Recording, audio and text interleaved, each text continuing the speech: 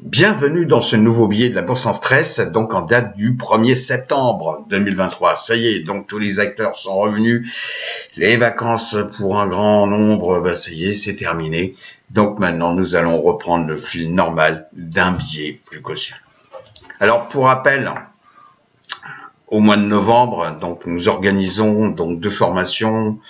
Une formation donc niveau 1 avec aucune connotation négative qui se fera sur 4 jours. Donc avec 2 jours de pratique où il y aura lundi et mardi puisque les marchés seront ouverts.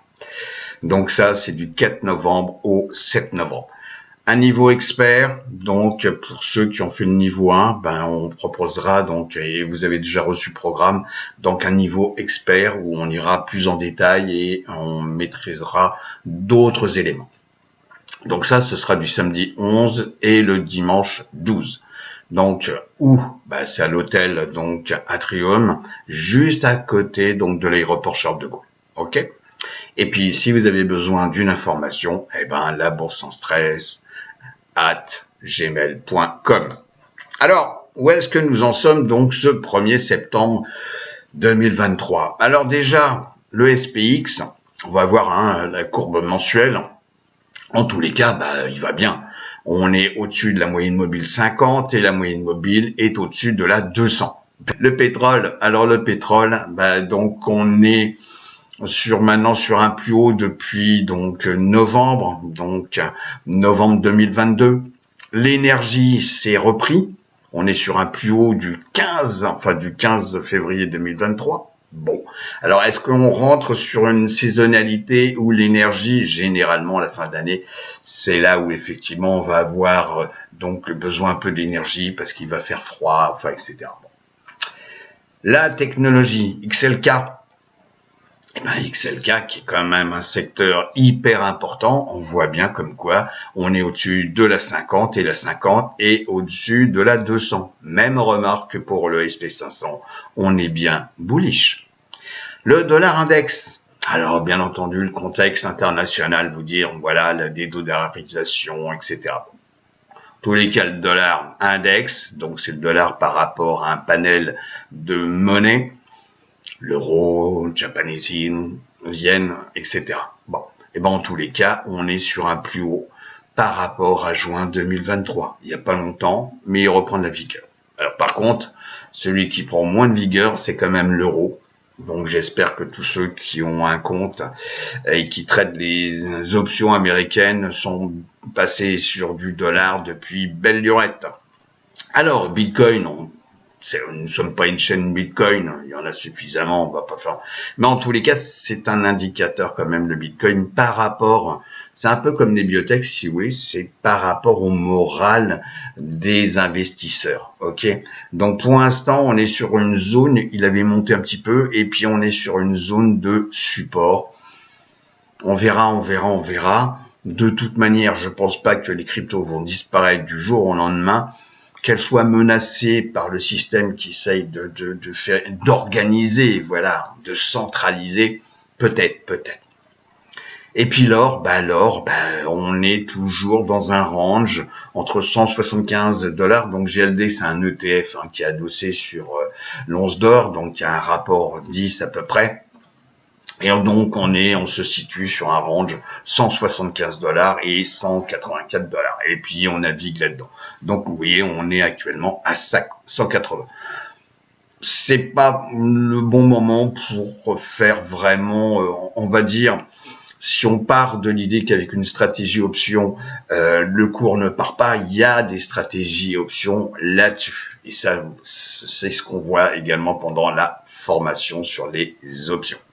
Et puis les taux à 10 ans, on a remonté un petit peu, on est au-dessus donc de la moyenne mobile 50 et la moyenne mobile 50 est au-dessus de la 200 et on a un taux actuel sur 10 ans de 4,17.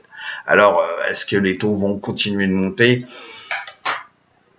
Il est peut-être probable. J'ai pas la boule de cristal, mais en tous les cas, on voit comme quoi ça a une tendance à remonter vers le nord. Alors, ici, très intéressant, donc c'est le VIX, l'indice de la peur, etc., etc. On revient sur ici les zones de juin, juillet, aux alentours des 13. J'arrondis, c'est 13,08, mais j'arrondis zone de 13. Et vous voyez, pof, on était remonté et on a cassé ici une zone de support et on revient. Donc bien entendu, il y a un petit peu de manipulation, il faut arrêter de rêver. Donc là, on revient sur 13, donc la volatilité est faible, ce qui est un avantage en achat d'options, mais un inconvénient quand on est vendeur de primes. Parce que la volatilité peut se retourner si jamais vous vendez et que la volatilité remonte. On voit tout ça pendant la formation. Et ben effectivement, votre prime va valoir bien plus cher si vous devez la racheter en cas de nécessité. Et puis là, vous voyez, on est ici sur donc l'indice concernant les FANG. On est revenu ici tester, donc on est en bougie ici weekly. On revient tester des plus hauts de novembre 2021 ici. Bon, alors il faut faire attention puisqu'effectivement on avait testé ici et puis rejet et on revient ici au-dessus donc de la 10 semaines. Bon, donc c'est quand même une zone de résistance. Donc les FANG, c'est Apple, c'est Netflix, etc., etc. Donc ça c'est un indice adossé là-dessus. Également très important, c'est sur les 3 mois, c'est comment se sont comportées donc les capitalisations. Donc c'est une segmentation, donc ici vous avez l'explication, donc les nanos c'est tout ce qui est en dessous de 50 millions de dollars, M pour millions et B pour milliards, billiards. Ok, donc les mégas c'est toutes les sociétés au-dessus de 200 milliards de capitalisation et on voit comme quoi le premier, en tous les cas, non pas le premier secteur, mais en tous les cas, la première capitalisation qui bouge le plus sur 3 mois, c'est bien les mégas, suivi par les middle. Donc ça, on retrouve ça sur l'indice ROLT, c'est-à-dire l'ETF IWM, et puis les larges. Mais vous voyez que ces 3 segmentations, c'est celles qui ont le plus performé sur 3 mois. Et puis, au niveau de ce mois qui vient de se passer, le mois d'août, vous voyez comme quoi il n'y a que les mégas qui se sont réveillés avec une augmentation, une progression de 1,65%. Alors, petit retour sur des indices que nous avions évoqués en début d'année, donc 2023, en janvier, je crois que c'était le 9 janvier, j'en avais parlé. Donc, on revoit un petit peu ces indices et puis voir un petit peu comment ça se comporte actuellement. Donc, déjà, on a l'indice non manufacturier, donc sur les nouvelles commandes, et on avait subi une petite baisse ici, et puis là, vous voyez, on revient à 55 points. Donc, ce qui veut dire qu'on est au-dessus des niveaux 50, donc l'indice, il n'est pas complètement pourri. Bon, alors est-ce qu'on reviendra sur des époques comme on a pu rencontrer en 2021 ici, après, effectivement, la cassure de 2020 ici? Bon, on n'en est pas là, mais pour l'instant, il n'y a pas de quoi s'alarmer. Il faut être, en tous les cas, attentif, mais s'alarmer, ça sert à rien de se mettre le cerveau dans ce qu'il faut pas. Également, un autre indice, c'est l'indice, donc, des ventes de maisons existantes. Alors, c'est là où c'est un petit peu plus préoccupant, puisque on voit comme quoi, quand on a effectivement ce type de valeur, là on est là c'est en volume, c'est un volume, donc là on est à peu près 6 millions de maisons vendues, et là ça veut dire comme quoi il y a de l'offre, la demande, et puis il y a des échanges. C'est un peu comme la bourse. Là, par contre, on revient tester des niveaux donc du début d'année, j'en avais parlé, et on revient tester là. Là, on n'a plus que 4 millions, j'arrondis 4 millions d'unités vendues. Bon, sur des maisons, c'est pas la construction, c'est des ventes de maisons déjà existantes. Donc ça, c'est vraiment quelque chose à suivre sur du moyen et long terme. Alors actuellement, effectivement, on reprend donc le Fear and Greed Index. Bon, pour l'instant, vous voyez comme quoi on est sur du greed. Donc il y a une semaine, on était en neutral. Là, on est en greed. Bon, donc en tous les cas, est-ce qu'il faut se faire peur? Je dirais que non. Retour donc sur la saisonnalité, donc de 2009 à 2022.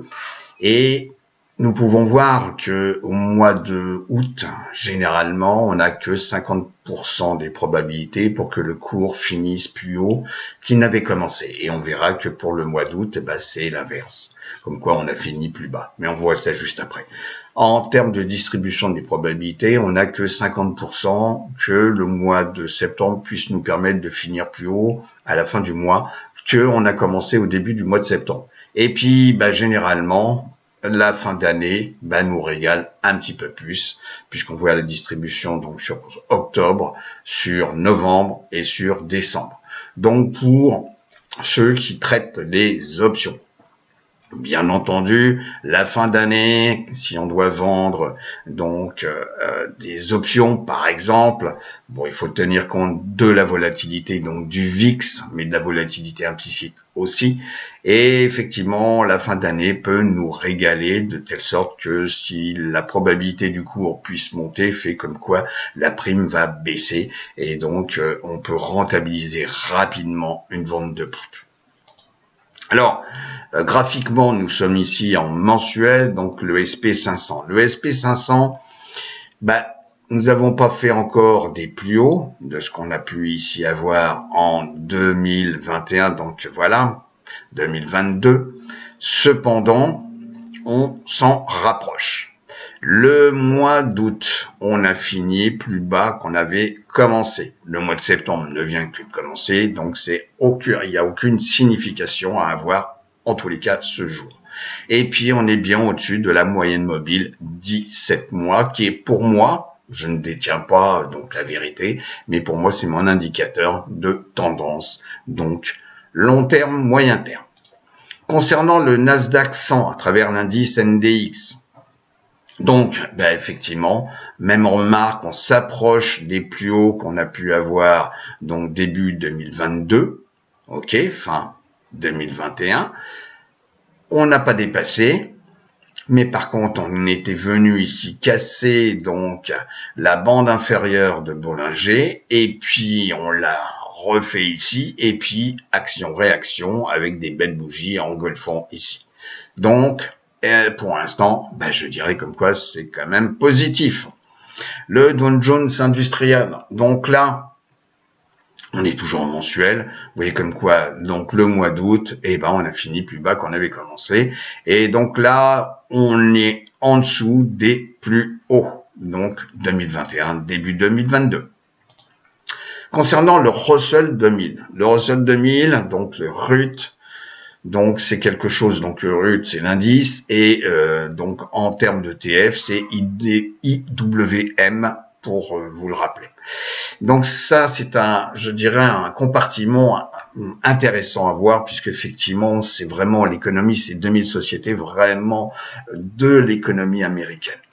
Et donc là, vous voyez comme quoi on est quand même un petit peu plus bas que ce qu'on peut voir sur les autres indices. Donc en termes de plus haut ici, vu donc sur 2021 et jusqu'à 2022 ici, on est bien en dessous.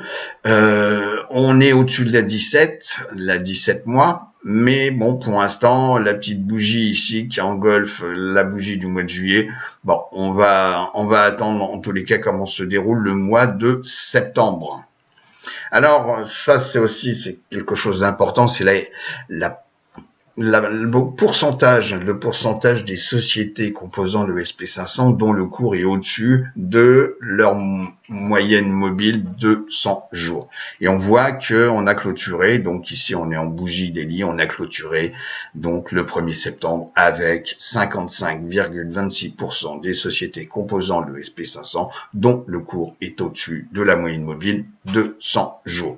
Mais pour l'instant, on voit comme quoi ici la moyenne mobile 200 donc de cet indice joue le rôle un peu de résistance. Donc faut voir mais il se pourrait qu'on le casse et qu'on revienne sur des valeurs bien plus importantes en termes de pourcentage et pour revenir, pourquoi pas, retester des zones où ici on avait, vous voyez, plus de 70% comme ici. Bon, mais en tous les cas, ce sont les jours prochains qui me le diront.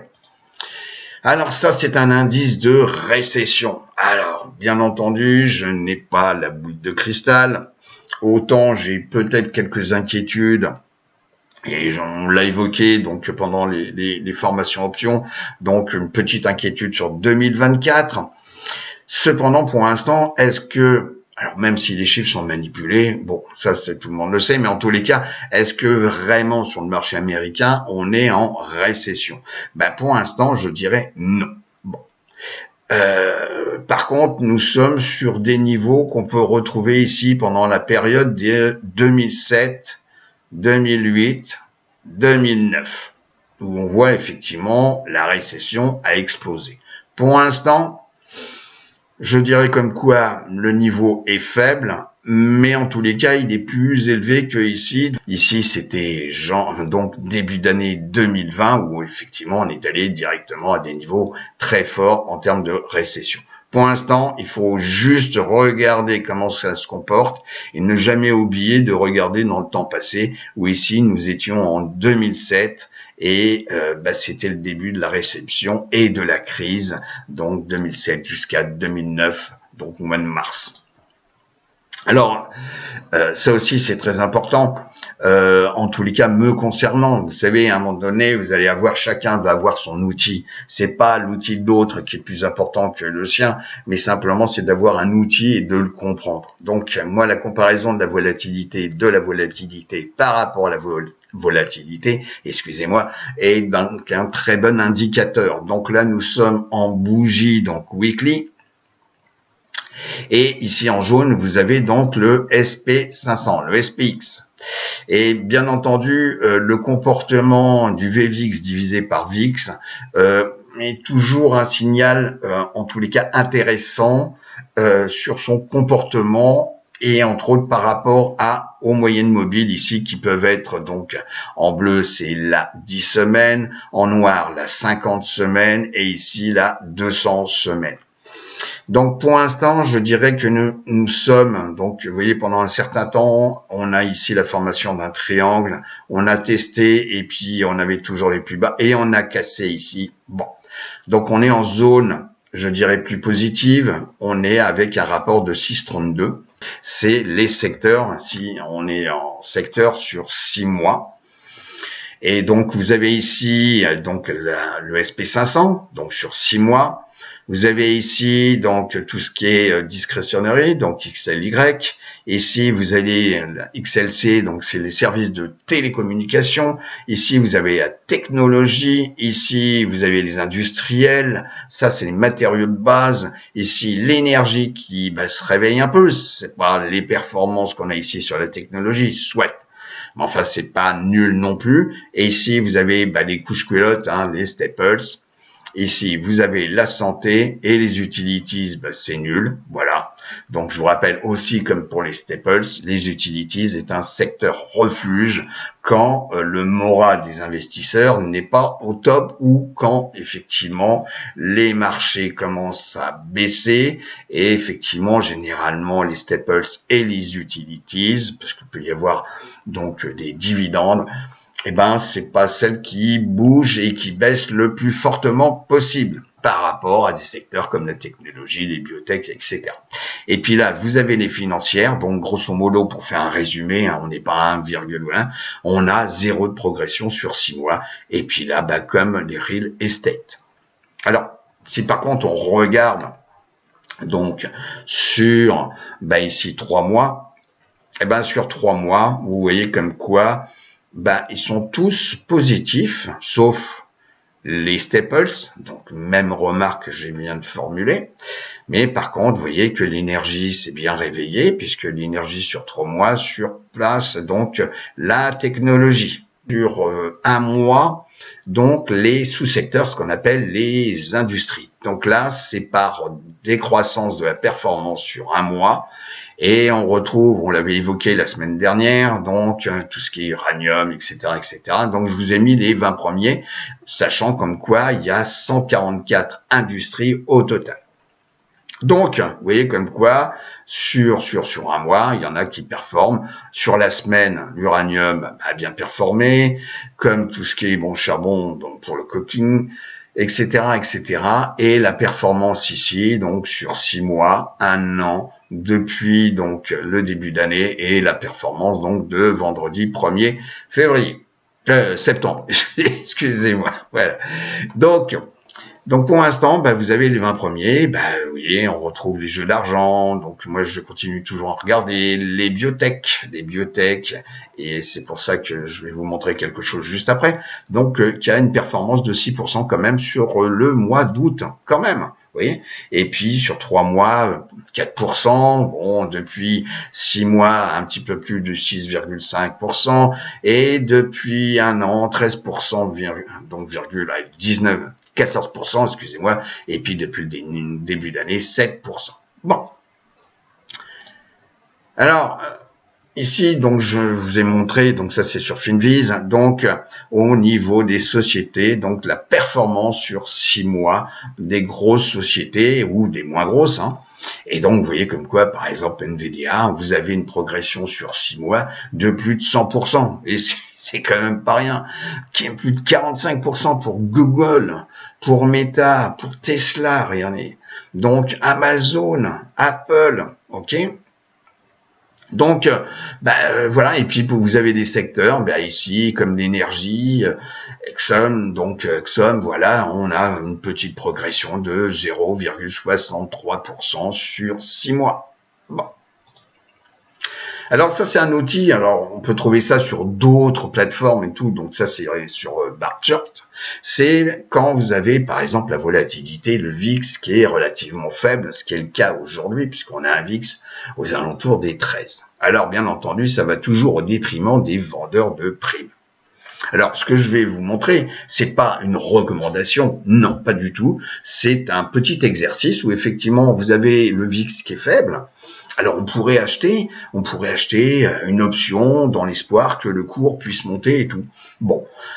On peut également vendre et utiliser, donc vendre un contrat, vendre un put par exemple, parce que on estime comme quoi le cours va pas donc plus bas qu'un niveau de support par exemple, et on va utiliser peut-être la volatilité implicite. Alors la volatilité implicite, bien entendu, c'est un outil à consommer avec modération. Et vous avez des screeners, donc par exemple comme Barchart, donc ça c'est un compte payant, ok. Donc ce que je vous montre c'est un compte payant. Et donc on a ici sélectionné pour les options donc les volatilités les plus implicites les plus élevées. Bon, alors ça peut être l'effet d'annonce, ça peut être l'annonce par exemple, pour une biotech, donc la validité ou pas d'un essai clinique, pour un vaccin, pour ci, pour ça, pour une substance, etc., etc. Bon.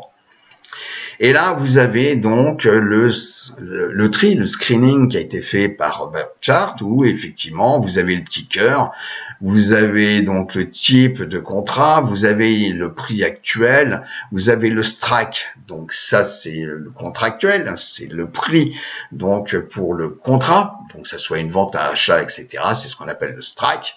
Et puis, c'est la date d'expiration. Et ici, c'est donc la date donc le nombre de jours jusqu'à expiration. Alors, on voit ça pendant les formations. Il y a des périodes assez propices où, effectivement, d'une façon naturelle, la prime d'option va baisser fortement plus on se retrouve proche de la date d'expiration.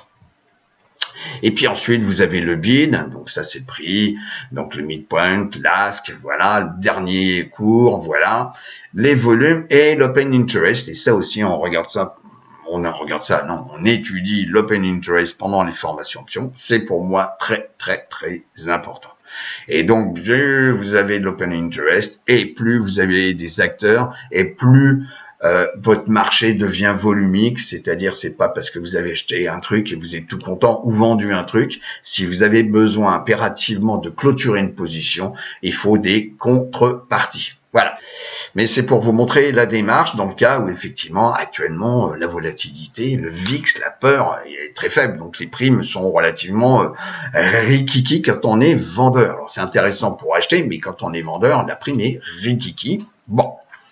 Alors, c'est un exemple, ce n'est pas une recommandation. Alors, j'ai détecté une société qui, alors on va l'étudier, c'est RNX. Voilà. Donc, Et ici, donc, le cours, donc à la clôture, on était à 17,44, et donc c'est pour un put. Donc on va vendre un put. Bon. On peut l'acheter aussi, pour une protection. Mais là, c'est je suis vendeur parce que j'ai beaucoup de volatilité implicite et donc j'ai une prime qui est augmentée énormément. Donc acheter, non. C'est vraiment typiquement pour vendre. Et donc avec un strike 15 et pour l'échéance donc du 20 octobre 2023. Et on est à 48 jours avant la date d'expiration et on voit comme quoi on a un bid à 3,80 et on a un ask à 4,20 et on a un middle à 4. Donc on pourrait dire comme quoi je peux vendre à 4 $, donc ça me fait 400 $ si je prends un contrat donc d'option. Et avec ici une volatilité implicite de plus de 237%. Alors vous allez me dire c'est énorme, oui, mais c'est bien pour ça aussi que la prime est importante. Alors quand la prime est importante, le risque peut l'être aussi. Bon, mais je reviens, c'est simplement pour vous donner un exemple, dans le sens où on va beaucoup plus loin sur les formations, en termes de money management, en termes de risque et en termes de vous-même, puisque bien entendu, chacun va trader à sa façon. Il est hors de question que tout le monde fasse la même chose, les mêmes, parce qu'effectivement, s'il y en a un qui se trompe, tout le monde va se tromper. Voilà. Alors, qu'est-ce que c'est que cette société CRNX ? Alors, Crinetics Pharmaceutical, alors déjà, fort à parier que cette société est dans le healthcare, bon, ok. On va voir comme quoi sa capitalisation, c'est moins d'1 milliard, donc c'est pas une grosse. Bon. Par contre, le bêta, alors ça aussi, on voit ça pendant la formation, le bêta, donc c'est comment évolue le sous-jacent par rapport à un indice de référence qui est par exemple le SP500. Bon. Donc on voit qu'il est un peu moins sensible que le SP500. Alors c'est valable aussi bien dans l'augmentation que dans la baisse, et ça c'est une valeur pondérée sur 5 ans. Bon, alors petite capitalisation.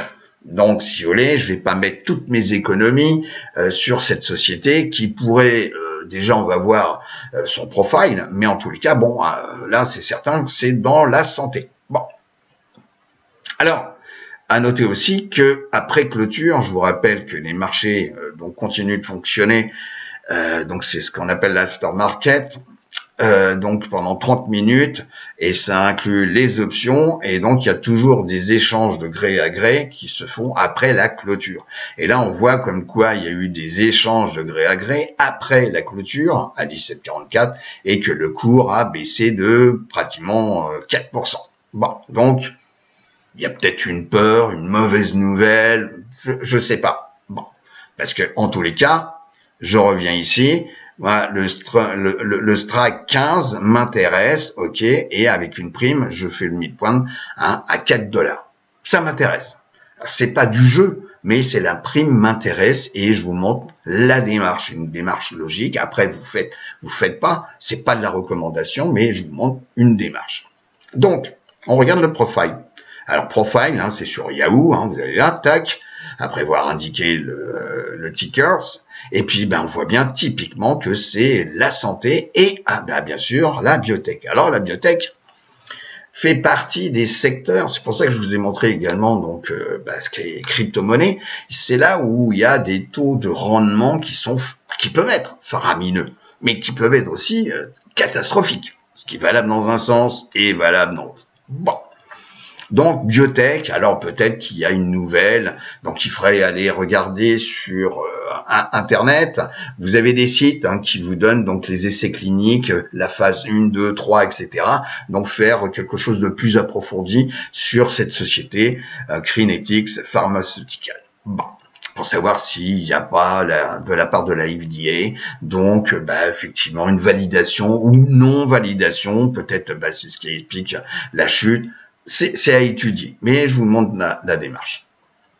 Alors, CNRX, ça c'est le cours, voilà, donc on est en bougie donc journalière, ok, et on voit que on a clôturé à 17,44, et puis je vous ai montré comme quoi dans l'aftermarket, effectivement il y avait eu des échanges avec pratiquement 4% de moins. Bon, Cependant, le strike 15, il est ici. Donc on pourrait dire comme quoi c'est une zone de support qui a été testée, puisque je vous rappelle, c'est toujours des zones, c'est pas à la virgule près. Donc on l'a testé ici, on s'en est reproché, mais on l'a testé ici, on l'a testé ici, et jusqu'à présent, elle tient. Alors vous dire comme quoi la prochaine fois elle va tenir, je ne sais pas, j'essaye de mettre les probabilités de mon côté. Mais en tous les cas, bon. Alors, CRNX fait partie donc d'un sous-secteur. Le secteur des biotech, enfin le sous-secteur donc une industrie des biotech. Donc on va regarder l'ETF qui est XBI. Donc ici on est en bougie donc hebdomadaire. Et ben on voit comme quoi on est dans un canal ici 74,75 et ici donc 91,50. J'arrondis. Et depuis un temps certain, on est dans cette zone. Alors on teste le support, la résistance, support et c'est bon. Et là, pour l'instant, ça bouge dans la limite de la bande supérieure et de la bande inférieure. Alors, je reviens là-dessus. Nous sommes là à 48 jours, donc, de l'échéance. Je mets là aussi les probabilités. Je vends pas un truc qui a un contrat sur 10 ans. J'achète un contrat, enfin je vends un contrat, potentiellement, je sais pas si je vais le faire. J'attendrai lundi, etc. Mais bon, lundi, je vous rappelle que les marchés financiers sont fermés. Ok, donc puisque c'est le jour la fête du travail, voilà. Et donc on a 48 jours et on a une courbe donc de la prime qui se dilue avec le temps. Et on verra pendant la formation comme quoi il y a un moment donné ça s'accélère et la prime chute fortement. Et donc, ça veut dire que je peux racheter ma position, mais à moindre frais, et peut-être avec un gain de 50%, 70%, etc. Et que là, je vais utiliser les probabilités entre le temps qui passe, bien sûr une prime importante, donc risque plus important, ok, mais également sur le côté graphique, où voilà, on voit que 15, donc une zone de support. Bon. Et là, on est à 48 jours de l'échéance, donc c'est aux alentours du 20 octobre. Alors, est-ce que c'est un risque que je suis prêt à prendre? Je dois faire mon calcul du money management, donc ça on le voit pendant la formation. Mais ceci, c'était pour vous présenter les faisabilités et ce qu'on peut faire avec des options que on ne peut pas traiter avec des actions, parce que sur les actions, il y a des paramètres. Bon, il y a le bêta qu'on voit pour les actions, d'accord, mais il y a d'autres paramètres qui interviennent sur les options et sur la cotation d'une option et qui peut être intéressant en termes de trading. Et je vous recommande de revisiter non seulement le site internet de la Bourse en Stress qui a été refait, également toutes les vidéos que Michael a pu refaire, c'est-à-dire il a retourné et pour être encore plus explicite. Donc soyez curieux, n'hésitez pas donc à regarder toutes les vidéos puisque je pense que c'est vraiment une mine où il y a beaucoup de stratégies, de connaissances, etc. sur les options et offert gracieusement par une équipe et par Michael. Donc n'hésitez surtout pas à vous former. Je vous dis donc à très très bientôt, très bonne semaine de trading, et puis comme dit si bien Michael, trade safe. À bientôt les amis.